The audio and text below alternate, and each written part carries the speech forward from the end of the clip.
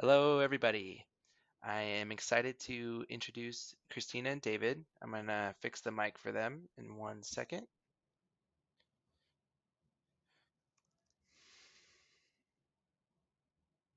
Okay, so they should be popping up any minute now. All right, I think we're live.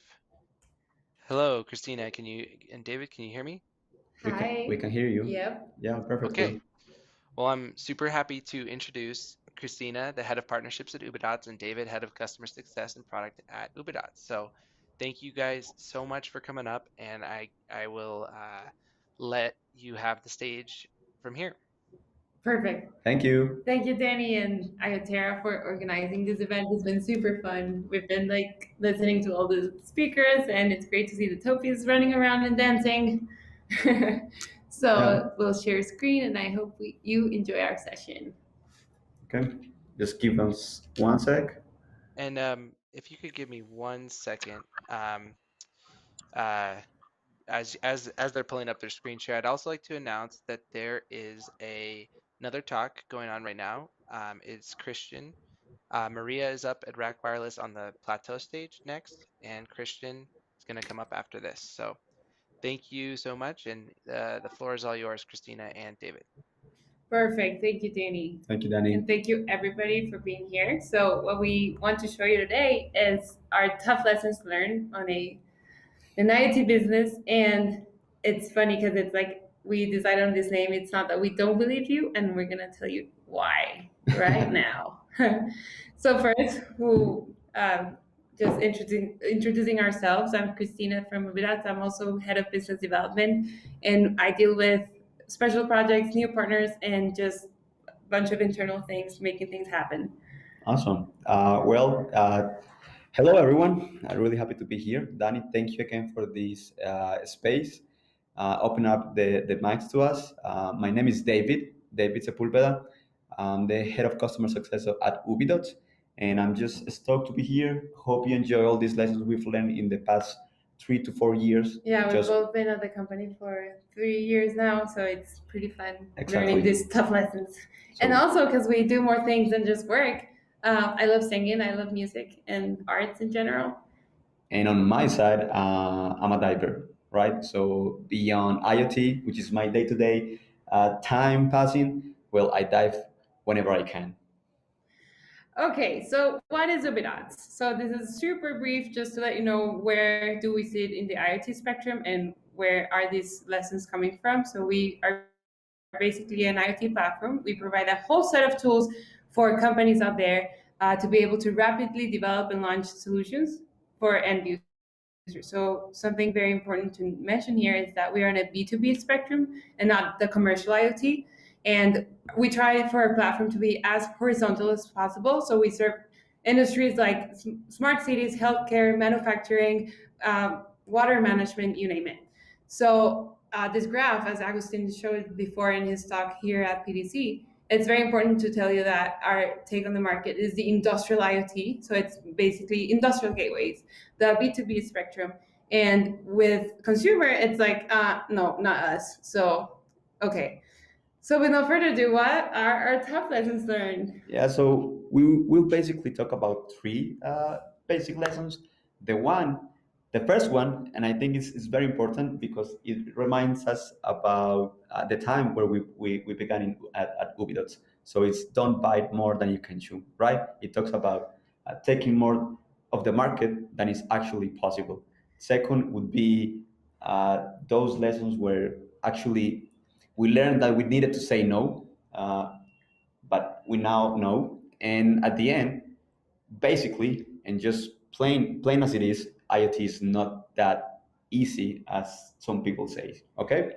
So I think you're familiar with this kind of projections, and we are actually read them once in a while, where they start saying like there are going to be billions of devices connected, and one says it's 46, the other one says it's 35, and that investment is going to skyrocket, or that 9 out of 10 executives say that IoT is critical. 5 years ago, we don't see that. So, like in a nutshell, this is what we think about this. We're like, again. So what we wanted to tell you, if you're developing a product or if you're thinking about working in this super exciting environment that is IoT, is that you should be looking at conferences like this and real world lessons. And it's been super cool for us to actually listen to all of them. And I think that our take as Ubidots could kind of just beat the projections that are all over the place, and that we basically just don't trust or follow. So like, yeah, just starting. First, we're saying like, don't bite off more than you can chew, as this little squirrel, ambitious. These are real emails I get, and just requests that I see them all the time. Some of them work, some of them don't.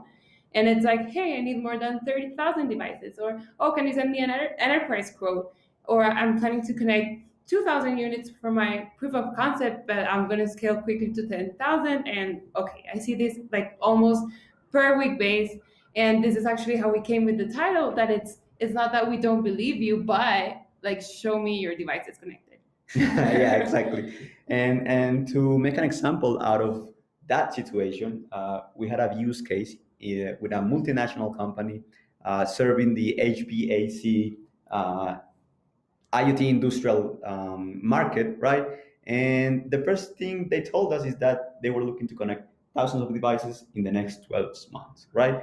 So to cut the chase right now, after 12 months, they are still clients, but they haven't connected more than 100 devices, right? So these right now, looking back to those situations, tells us that it's not about how many devices do you want to connect. It's about the things you need to do to get to that amount of devices, right? Can we continue? Yeah. So we've actually we came up with this graph. It's actually like our own, just figuring out what's the value versus the maturity level. So where we think that going directly to a customer facing product without first protecting assets, gathering your data, saving resources, it's very risky. So I think this is what happened with this HVAC project, and we'll actually be talking about more with the next tough lessons, because this is like our anchor case that we're going to tell you what we did wrong. But on the other hand, we have great use cases that I just want to tell you why we think they're doing it right, and very down to earth. What does scaling an IoT project means? So we have this one, for instance, is an asset tracking solution. They're in Europe, and you've seen this is like real data that we've seen how they've grown with us. Where they prototype, they already knew about the industry, so they scale like consistently. And you can see now that that's not a crazy graph, just growing and growing and growing, probably for different issues like COVID, or I don't know, you name it. But this is like what a real deployment looks like in the market after a year and a half. On the other hand, we have a smart agriculture company. They're around the Middle East, and yeah. So what they do is that they install some humidity probes. They've been with us more than 4 years now, and they allow farmers and smart greenhouses to save resources. So yeah. Here is very important to note that, as you can see in this graph, they have been with us now almost 5 years. And it's really funny to note that all those predictions, all those market studies that says that the market is going to grow up to 55 billion devices connected by 2025, right? It's not that we don't believe you, but we don't see that in our field, right? So in 5 years, they've grown from a couple of hundred devices, actually 10 devices in the first and 2 years, up to almost 3,000 devices today. So this tells us about the how fast the market can grow and how difficult it might be to grow an application in the IoT B2B business. Yeah, something interesting as well in this case is that they took 3 years to reach 1,000, and they also were able to get a VC round around the year third. So we all know that what a VC round looks like, and if they have 1,000 devices, the valuation could be worth even like a round of millions of dollars. So what I want to say with this is that to be a valuable IoT company, you have to have millions of devices out there. Okay, so just in a nutshell, yeah, show us your devices, and to have 1,000, you need at least 10. So Yeah, that's like our exactly. mantra here right now. Yeah, you need to start small and then grow up from there. So another thing super powerful that it's been actually super hard to learn is when and how to say no, or not right now. So yeah. Well, we've seen that actually in the last couple of months, we've learned this lesson the hard way, right? Because we didn't know how to find a balance, or the right balance between scalable and a customized future. What do I mean with that, right? We have a balance between making features per client, which if we do, will take us off the product that we are. We will be building services practically for people, and maintaining them is really difficult over time, right? But in the other hand, we won't be able to get really nice deals, right? If we try to just make everyone happy with the same features, that won't happen. Every application in the IoT industry is different. They all need different requirements. So we've seen that finding the correct balance between making per client features that will serve the product, the overall product, so other users can use it, is the actual recipe to find good deals and make the product work, right?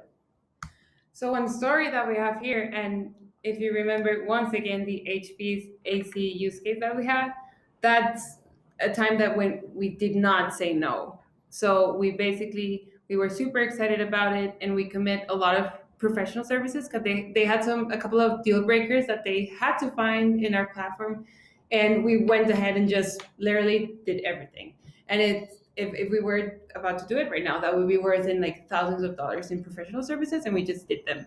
And yeah, that's like a tough lesson, is like going back and just having feedback from the team that we should learn when and how to say no.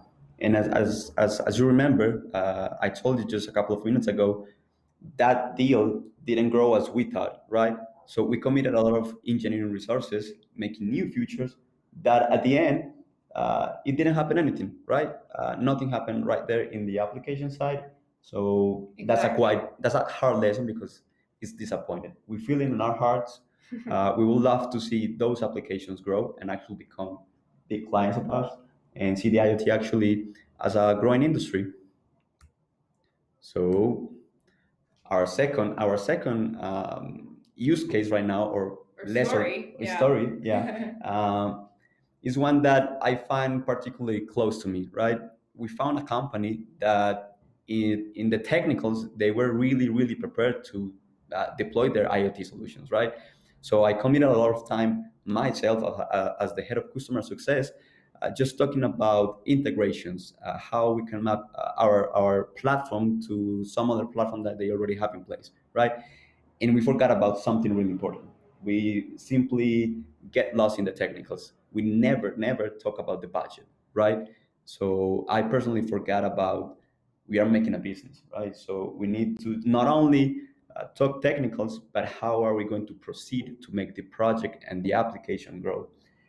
One Yeah. thing that we notice here is that we never talked with the stakeholders or the actual decision makers.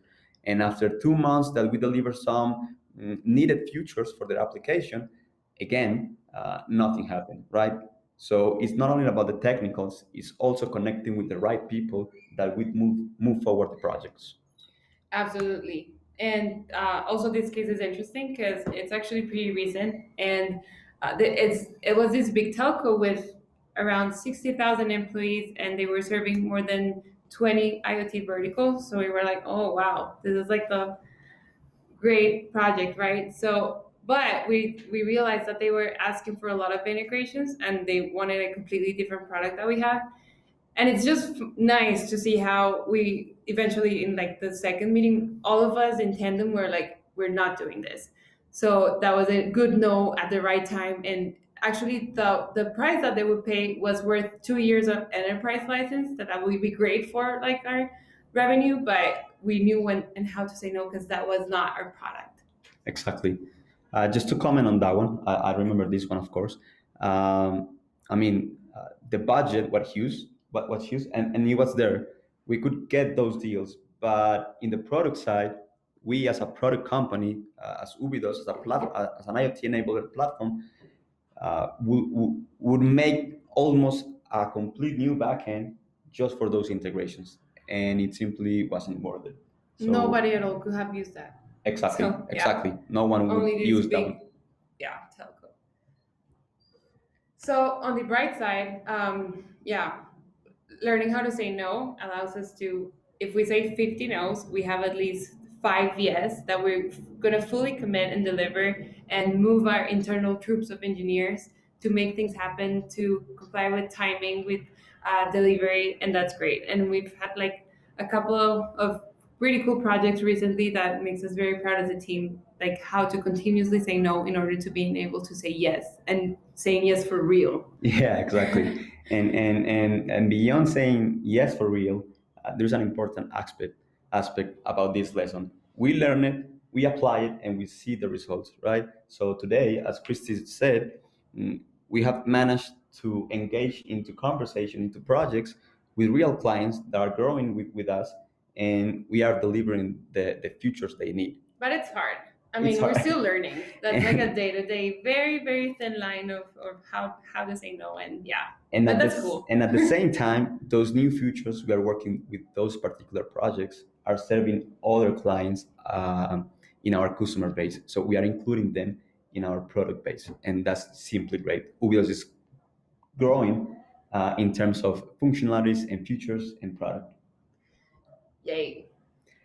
And last but not least, right, IoT is definitely not easy, right? It involves a lot of stages. There are a lot of players in this matrix, so you will find a host of different solutions that you need to integrate to make an IoT solution, and that by itself means there are a lot of breaking points, right? You will need to figure out the hardware, the connectivity, device management. In our case, well, the enablement platform, which is data ingestion and storage and application enablement. So all these uh, 5 stages, you will need to figure out to deliver an IoT solution. Whether you, in the next slide, and to do that, you need 2 things, right? Or at least take into account 2 things: dealing with the IoT stack that I already mentioned, and then finding the right market fit. And I will leave it to Christy for the dealing with the IoT stack. Yeah. So, and like, we're trying to find this kind of things that we see very often. So it's like, hey, I've been putting a lot of time to develop the firmware, or I don't have my hardware yet. So we all know that there's a huge chips shortage right now. So if people don't have their hardware in hand, what are they going to connect to Ubidots? So stuff like that. So I tried, it didn't work. I don't know what else to do. And it's normally qualified people, so it's not, I mean, we see everything, but this is even harder to see when they're qualified engineers trying to do it and they still can't. Exactly. And we as a platform always try to lower the barriers, right? So a lot of time our support engineering team is helping people actually connect their devices, simply complete their firmware, make the test out of Ubidots with the devices. And at the end, many times we get this type of messages. We need more time, firmware is not ready, we haven't received the gateways. So it's not only about us as a platform, but there are a lot of players that may or may not or may contribute to the delay of the IoT solution. Yeah. So, like, what are our like those are advices of what we would tell people out there thinking about IoT? It's first, outsourcing is so important. If you don't have very like immediate or specialized expertise in platforms or connectivities or SOCs or hardware, like just outsource it. There are a lot of players out there and it's so great. I'm actually in charge of the partnerships and this is where we deliver most of our value. It's integrating with the whole stack and realizing that IoT is not a winner takes it all market. And if we integrate them and if we're working together towards a common goal, it's gonna be great. And IoT has a great role in this, like putting us all together here, and you can actually leverage not only your tech but the marketing. So if you're doing a product right now, outsource and integrate. Those are like our main lessons learned from other users that have learned it the hard way, because hardware is hard, like pun intended, it's very hard. Yeah, it's really hard. Exactly. Yeah. And yeah, on the market fit, this is also huge, where they already have their technicals figured out, where they have like great architectures, where everything is working just flawlessly. But they come to us, and it's very sad to say, like, hey, we're still in development, we haven't been able to pay, like my clients are not paying me, I haven't found the way to charge for this, I don't know how to create a recurrent business model, blah blah. There you go. So this is sad. So what are our lessons learned here? First is like scratch your own itch. If you know about your problem and your niche and where to solve a problem, then you already know where's your market. And this is very interesting. It's sell a painkiller and not a vitamin. So what does this mean? We have, for instance, a company in the mining industry, and they're able to prove to the government that they're compliant with the resources and natural resources. So that way they don't get huge fines, like multi-million dollars of fines, and this is for sure a painkiller for that mining company. And what are the vitamins? Well, there are a lot, and we know about those. Like we're not going to mention them here, but if you're selling a painkiller, it's going to be way easier to prove that IoT is an ROI, and that you're going to get internal stakeholders to just grab that project and move it all around and make things happen. Yeah. So overall, just to complete our chat today, top lessons learned on the front line of IoT. I will name it and just remember a few things or key points on each of those. Right? Don't bite off more than you can chew. This means you don't need to start with 1,000 devices nor 10,000s. We value more starting with 10 and then grew up from that point. We are here to help you go about that journey. And Ubidots have a lot of companies out there. Like if either if you're going to do it yourself or if you're going to go for a manufacturing firm, but start by doing something. Exactly, and just remember that there are a lot of companies serving a lot of portions of the IoT architecture. So we found here today Duelo, Balena, Rack Wireless, NCD. all of those NCD, yeah, Travis, exactly. All of those companies are working around IoT to solve specific problems in the whole IoT solution architecture, right? So you don't need to do everything. Also, the thin line of saying no, it's you always have to train on that, and when you say yes, commit 100%. So that's what we learned this year so far. Exactly. And at the end, IoT is not a piece of cake, right? That means it's not easy. So you need to actually choose your battles. Karen from Duelo told us that today. You need to know where is your expertise and where you should seek for help, right? Yeah, and have fun. Enjoy it. Definitely. It. IoT is great, and we're doing cool stuff. Just enjoy your job. So, yeah, without further ado, thank you. Send us an email, hit us up. We love talking to everyone about everything. So, thanks everyone for being here. Thank you so much, Cristina and David. I really appreciate the insight here, and that was fascinating to learn about actual IoT scaling and deployments that you're seeing in the market. So if anyone would like to visit Ubidots, go and check out their booth. It's on the inside edge of the exhibition on the left-hand side. And yes, thank you so much, Cristina and David. Thank you, Danny, thank you for the invitation. Daniel and IoTerra team. This is great. Check it out.